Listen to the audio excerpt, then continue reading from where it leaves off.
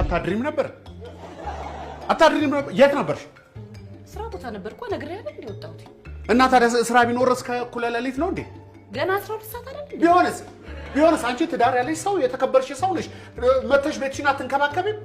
አሁን ይሄ ህፃን እናቴ የት ሄደች ብሎ እሪ ብሎ ሲያለቅስ ነበር እንጥሉ ሊወርድ። ምን ነው ይሄው እየሳቃለ እንዴ በስዬ ደግሞ ቢሆንስ እኔስ ባልሽን አትንከባከቢም?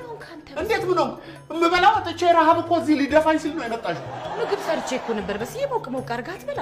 እሰይ ማድቤት ገብቼ ላብካልሽ አለ እንዴ። ምን ሆነሃል?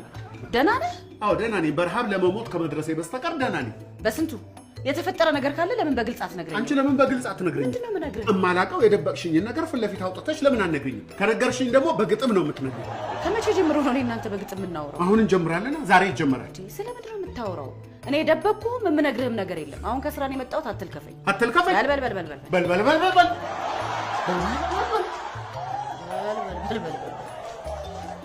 አዝናሃል፣ ተናዳሃል፣ ውስጥህ እንደ እሳተ ገሞራ እየተንተከተከ እና ከዚህ ስሜት መውጣት አትፈልግም? ፈልጋለሁ እንጂ እንዴት አልፈልግም? ግን እንዴት ብዬ አታየኝም እንዴ? በእምባዬ ልሰጥም እኮ ነው። ንዴትህን ማብረጃ ያስፈልጋል። ማለት በሞትና በህይወት መካከል እንዲሆን አደረኩት። በቃ እንዴት? መፍትሄው ይሄ ብቻ ነው። በህይወትና በሞት መካከል በቃ በጣም ነው የማመሰግንህ። በጣም ነው የማመሰግንህ።